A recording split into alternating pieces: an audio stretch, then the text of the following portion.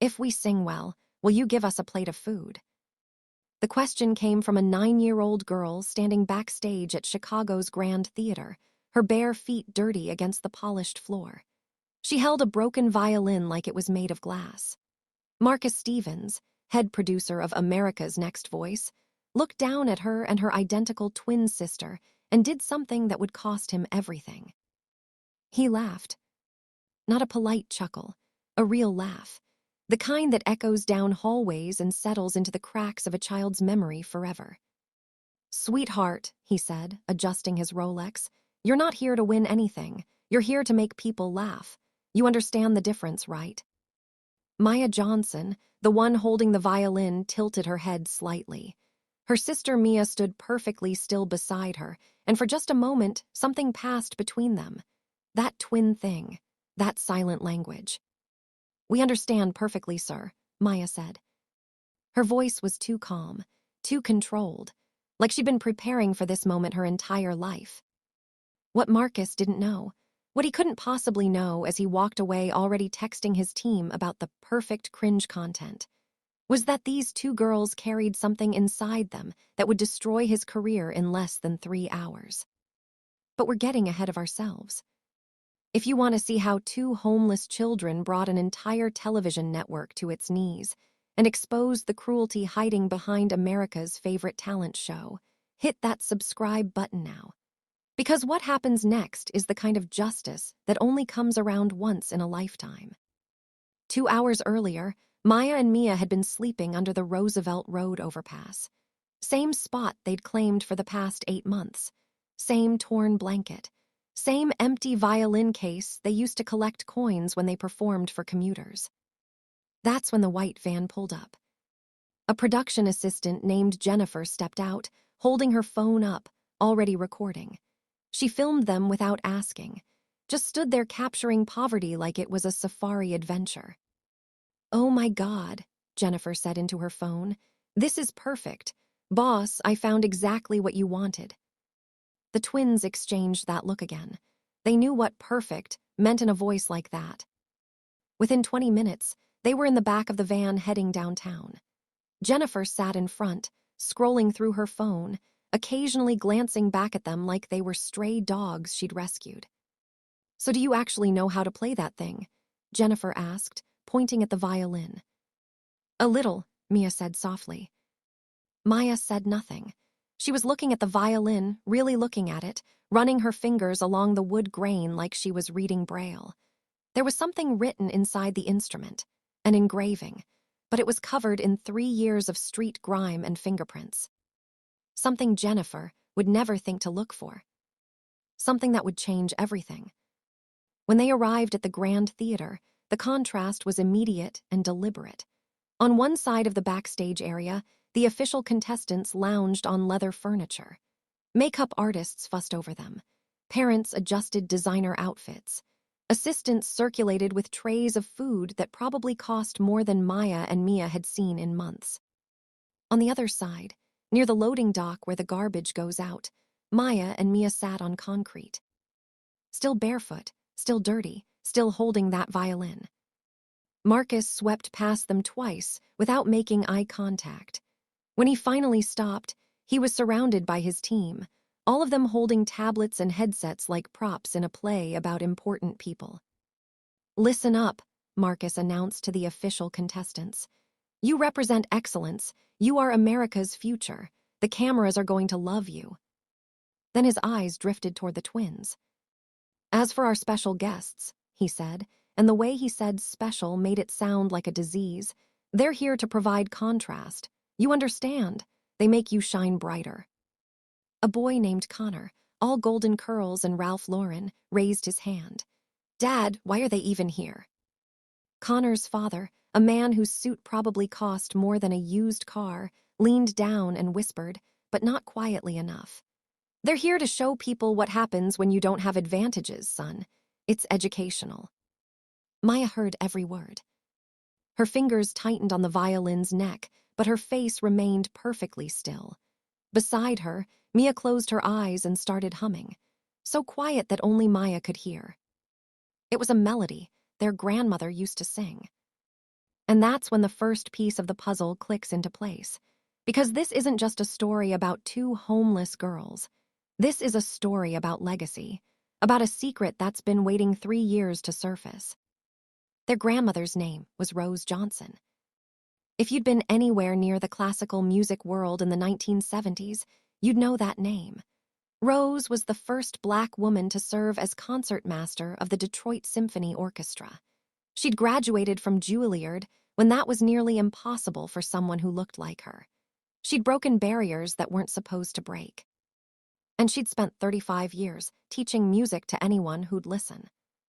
After their mother died and their father disappeared, Rose had raised Maya and Mia in her small apartment in Detroit's Greektown.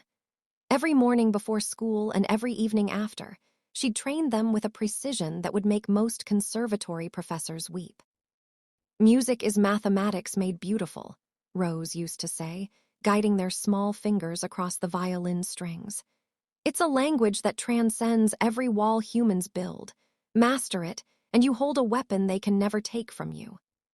When Rose died of a stroke 3 years ago, because she couldn't afford the medications that might have saved her, the twins were placed in foster care. They lasted 11 days. The things that happened in that house aren't part of this story, but they're the reason Maya and Mia chose the streets. They chose hunger and cold and uncertainty over what was waiting for them in that foster home. But they took Rose's teachings with them. Every single lesson, every technique, every piece of wisdom about music and survival and dignity.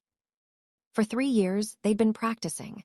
Subway tunnels with perfect acoustics, empty churches with soaring ceilings, street corners where they learned to maintain pitch and rhythm while sirens wailed and buses rumbled past. They'd never stopped training. Not for a single day. A girl approached them now, blonde hair straightened to perfection. Sophia. She moved like someone who'd never been told no in her entire life.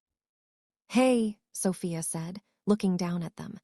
"My dad wants to know if you actually auditioned or if they just grabbed you off the street." "We were invited," Maya replied, still tuning the violin with a precision that made Sophia's eye twitch. "Invited, right," Sophia laughed. "Well, I've been studying at the Chicago Conservatory for 7 years. I've performed at Carnegie Hall twice. So, what exactly have you done?" Mia looked up at her. "We've survived." The word hung in the air like smoke. For just a second, something flickered across Sophia's face. Recognition, maybe, or discomfort. The acknowledgement that survival is its own kind of expertise. But the moment passed. Sophia walked away laughing, and Maya reached into her jacket pocket. She pulled out a carefully folded piece of paper. An envelope, actually. Yellowed with age and worn soft at the edges. This was the letter Rose had left them. The one with specific instructions written on the outside. "Open when you're ready to use everything I taught you." 3 years on the streets had been enough. Maya was ready. Inside, Rose's handwriting explained something that would make everyone in this theater choke on their contempt. Rose Johnson hadn't just been a symphony violinist. She'd been the private mentor of Victoria Chen. You might not know that name unless you work in television, but Victoria Chen is the CEO of the entire broadcast network that owns America's Next Voice. She'd been Rose's student for over 20 years. Rose had guided her through Juilliard, through the brutal racism of the classical music world, through every challenge that came with being an Asian woman trying to succeed in an industry that didn't want her. "When you're ready," Rose had written, "find Victoria, but don't ask for charity. Show her what you're capable of first. Make her remember why music matters."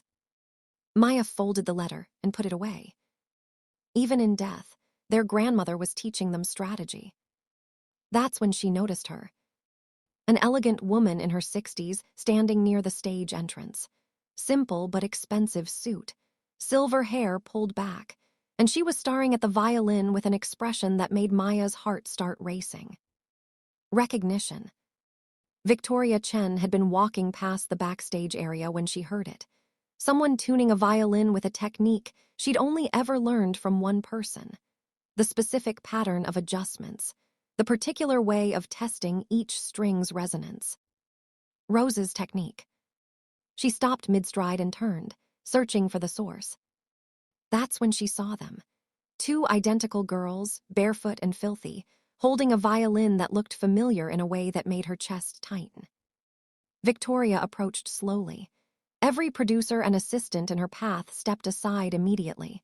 When the CEO appears, people notice. But she walked past all of them, straight to where Maya and Mia sat on the concrete floor. "May I see that?" Victoria asked softly, pointing at the violin. Maya hesitated, then handed it over. Victoria turned it over in her hands, and her fingers were shaking now. She tilted it toward the light, looking inside the sound hole, and that's when she saw it. The engraving. "To my star pupil, Victoria, may you always remember where you came from. Rose Johnson, 1985. Victoria's eyes filled with tears. "This was hers," she whispered. "This was Rose's violin, the one she gave me when I graduated, the one I donated to the Chicago Symphony's instrument program 10 years ago." She looked at the twins. "How did you?" "We're her granddaughters," Maya said. Victoria actually staggered backward. She grabbed the wall to steady herself. "Rose had," she couldn't finish the sentence. "She never told me she had." "She raised us," Mia continued. "After our mother died, she taught us everything, until she passed away 3 years ago." 3 years. Victoria felt the guilt crash over her like a wave. She'd been so busy building her empire, climbing the corporate ladder, that she hadn't checked on the woman who'd made it all possible. "What are you doing here?" Victoria managed to ask. "Why are you?" "They brought us here to humiliate us," Maya said, and her voice was perfectly calm, like she was describing the weather. "To put us on stage so the rich kids look better by comparison." Victoria's grief transformed into rage, so fast it was almost physical. "What?" "It's okay," Maya said quickly. "We want them to try." Victoria stared at her. "What?" "We need you to do something for us," Maya continued. "Don't interfere. Let them do exactly what they're planning, but record everything, every word, every reaction, every second." The smile that appeared on Maya's face was the same one Rose used to give right before teaching someone an unforgettable lesson. Victoria understood immediately. Let them reveal their prejudice completely. Let them expose their cruelty for the whole world to see. Then respond with excellence that cannot be denied. It was Rose's favorite teaching method. "Your grandmother taught you well," Victoria said, and for the first time since Rose died, she felt something like hope. "She taught us everything," the twins replied in perfect unison. At that moment, Marcus walked past, so absorbed in his clipboard that he didn't even notice who was standing there. "All right, street performers," he announced loudly. "You're up last, dead last, after all the real talent finishes." He grinned. "Hope you've been practicing your sad faces. The audience loves a good sob story." Maya stood, taking the violin back from Victoria. "We've been practicing," she said quietly. Marcus laughed and walked away, already texting his control room. "Get ready for the best train wreck of the season." Victoria watched him go. Then she turned to her own team members. "Set up every camera we have," she ordered. "Premium angles. I want this broadcast in 4K and pull all the backstage footage from the past 2 hours." "Ma'am." "Everything," Victoria said. "This is going to be a very special episode. If you're not subscribed yet, do it now. Hit that like button. Because what's about to happen is the kind of moment that restores your faith in justice. The kind of moment that makes you believe the universe keeps score." As Maya and Mia walked toward the stage entrance, Maya whispered to her sister, "Grandmother always said God gives us talents not just to lift ourselves up, but to lift up everyone who comes after us." "Then we'd better make this count," Mia whispered back. Behind them, Victoria pulled out her phone and sent a message to every board member of the network. "Turn on America's Next Voice.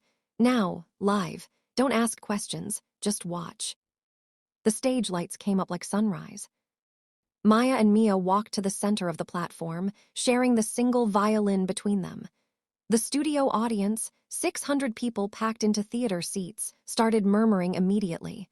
Phones came out. Pictures were taken. Comments whispered. Most of them weren't kind. In the control room, Marcus leaned into his microphone. Camera 3, get a close-up of those dirty feet. Camera 1, audience reactions. This is gold. On stage, Maya stepped up to the microphone. Hello, she said, and her voice cut through the noise like a blade. We're Maya and Mia Johnson. We're 9 years old. And we'd like to dedicate this performance to our grandmother, Rose Johnson, who taught us that music doesn't care where you sleep at night. Marcus frowned. Rose Johnson. Why did that name sound familiar? He shook it off. Stand by for audio interference, he whispered to his sound engineer. On my mark. The twins positioned themselves in a way that made several professional musicians in the audience sit up straighter.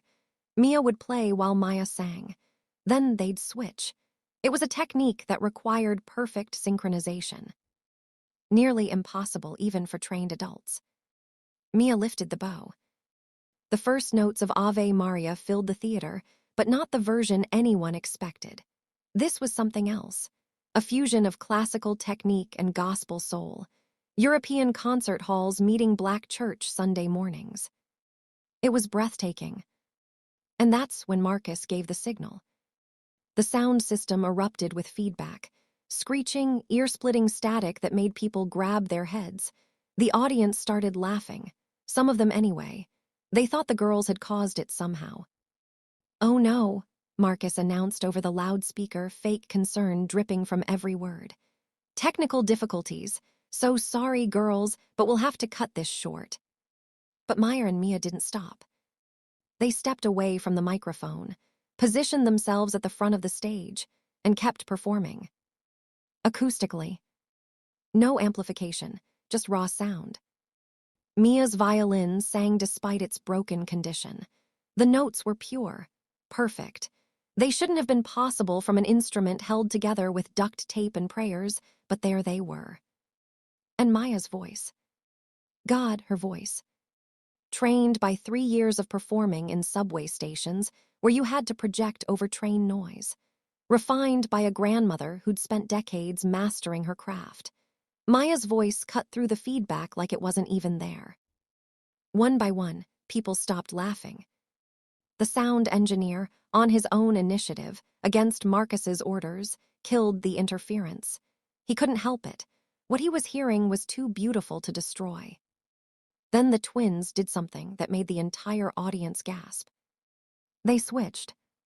Without missing a single note, without breaking rhythm, Mia transitioned from violin to vocals, Maya from vocals to violin. It was seamless, flawless, the kind of musicianship that takes decades to develop. These girls were 9 years old. The song built toward its crescendo. Maya's violin wept with a purity that made the instrument's damage irrelevant. Mia's voice soared to notes that shouldn't have been anatomically possible for a child, each one controlled with surgical precision. When they finished, there was silence. That sacred silence, when an audience knows they've witnessed something that will stay with them forever. Then the theater exploded. 600 people on their feet, shouting, crying, applauding so hard the building shook. Even Sophia and Connor, the kids who'd mocked them backstage, stood frozen in the wings with tears streaming down their faces. In the control room, Marcus had gone white. Cut to commercial, he hissed. Cut to commercial now. But Victoria Chen was already walking onto the stage. She took the microphone from Maya, and when she spoke, her voice carried the weight of authority and grief and rage all mixed together. Ladies and gentlemen, she said, my name is Victoria Chen. I'm the CEO of this network, and I need to tell you who these girls really are. Marcus felt the floor drop out from under him. The CEO was here, in the building, watching. Maya and Mia Johnson, Victoria continued, are the granddaughters of Rose Johnson, one of the greatest violinists in American history, the first Black woman to serve as concertmaster of the Detroit Symphony Orchestra, a Juilliard graduate who broke barriers in the 1970s when the classical music world was even more brutal than it is today. The audience was dead silent now. Rose Johnson was my mentor for 20 years. She taught me everything I know about music, about perseverance, about excellence in the face of prejudice. Victoria's voice cracked. She died 3 years ago, and I didn't even know she had granddaughters living on the streets. Gasps rippled through the crowd. These children, Victoria said, and now her voice turned cold, were brought here tonight not to showcase their gifts. They were brought here to be humiliated on national television, to serve as contrast so other, more privileged children could shine brighter. You could hear people's shock like a physical sound. It was all recorded, Victoria continued. Every cruel comment, every calculated act of sabotage, every moment when the adults in charge chose mockery over compassion. The screens throughout the theater lit up. Footage from earlier, Marcus laughing about perfect cringe content, Jennifer calling them exactly what you wanted, Connor's father explaining they were there for contrast. The audience's applause transformed into boos. Wave after wave of outrage. Marcus Stevens, Victoria said, pointing directly at the control booth, you're fired. Not just from this show, from this network. Effective immediately. Security guards appeared like they'd been waiting for the cue. Marcus tried to shout something in his defense, but his voice was drowned out completely. The audience was roaring now, furious, betrayed. And to the parents and children who participated in this cruelty, Victoria continued, her gaze sweeping the backstage area. I hope you'll spend tonight thinking about what it means to judge people by their circumstances instead of their character. Sophia was sobbing. Connor had his face in his hands. Parents looked at the floor, unable to meet anyone's eyes. Victoria knelt beside the twins, who somehow remained calm in the center of the storm. Mia, on behalf of this entire organization, I apologize. She paused. Your grandmother would be so proud, not just of your talent, but of your dignity. Maya stepped to the microphone one more time. Our grandmother always told us, she said, her voice carrying to every corner of the theater and into 12 million American homes watching live. That music is our secret weapon, and that the best response to prejudice is excellence that cannot be denied. The words landed like a verdict. As Marcus was escorted out by security, his 25-year career destroyed in under an hour, he tried one last time to justify himself. I was just creating compelling television. Victoria's response was ice. You created something compelling. She said, just not the way you planned. You created a permanent record of your own cruelty. Congratulations. The audience booed him out of the building. What happened next didn't make the broadcast, but it matters just as much. Victoria took the twins to her office. She made phone calls. By midnight, they had everything. A child welfare lawyer. A 2-bedroom apartment in Victoria's building, offered rent-free. Full scholarships to the Chicago Youth Symphony. A trust fund in Rose's name that would cover their education through college. This isn't charity, Victoria told them as they finally ate a real meal. This is what your grandmother would have demanded. She spent her life lifting up the next generation. Now it's our turn. Mia looked up from her plate. What about the other kids, the ones who were mean? What about them? Will they get in trouble? They already have, Victoria said. Public humiliation is quite a punishment. But they're just kids, Maya pressed. Like us, they didn't choose to be raised thinking they were better than other people. Victoria studied them with new appreciation. What are you suggesting? Could we teach them, Mia asked, about music from different communities, about where real talent comes from? You want to help the children who mocked you. The twins exchanged that look. Grandmother always said the point isn't revenge, Maya explained. It's education. You don't change people by punishing them. You change them by showing them something better. Victoria felt tears welling up again. Within a week, a new program was announced. A cultural exchange initiative. Privileged students from conservatories would learn alongside kids from underfunded public schools. Maya and Mia would be ambassadors. Sophia signed up first. "I want to understand," she told Maya. "I want to be different."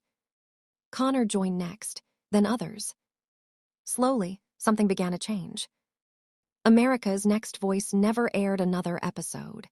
The backlash was too severe. But something new emerged from its ashes. A show called Hidden Voices, dedicated to finding talented young people whose gifts had been overlooked because of poverty, race, disability. Maya and Mia became the youngest consultants in television history. Marcus Stevens never worked in the industry again. His name became synonymous with exploitation entertainment. Other shows that relied on humiliating vulnerable people were quietly canceled in the wake of the scandal. But the most significant change was smaller. In music schools across America, students started asking different questions. Not "where did you train?" but "what's your story?" Not "how much did your instrument cost?" but "what does music mean to you?" Rose Johnson's philosophy, that music transcends every barrier, was finally being heard. Today, Maya and Mia are 15. They've performed at Carnegie Hall, the Kennedy Center, venues around the world. They've won awards, received accolades. But they still perform in subway stations, on street corners, in homeless shelters. Because their grandmother taught them that talent comes with responsibility, that those who reach the heights have an obligation to send the elevator back down. Marcus occasionally sees clips of their performances online. Each time, he feels something he can't quite name. Not regret exactly. More like the recognition that he'd held something precious and mistaken it for garbage. Sophia is their close friend now. She tells people that meeting the twins changed her life, showed her that privilege is an accident of birth, not a measure of worth. Connor teaches music in an underfunded public school, dedicating his life to finding hidden talents in overlooked places. And Victoria, she stepped down as CEO to run the Hidden Voices Foundation full-time, making sure what happened to Rose's granddaughters, being overlooked, underestimated, nearly exploited, happens to fewer children in the future. The broken violin sits in the Smithsonian now, a permanent exhibit about the intersection of art and justice. The placard reads, "Music is the weapon they can never take from you." This story proves that excellence speaks louder than prejudice, but only when we have the courage to show it. If you believe in using your talents to lift others, subscribe right now. Hit that like button. Share this with someone who needs to hear it, because somewhere out there, another child with a broken instrument and an unbreakable spirit is waiting for the world to listen. Don't let their voice go unheard. Subscribe, share, and never forget that the most powerful performances happen when someone who's been underestimated their entire life finally gets a microphone.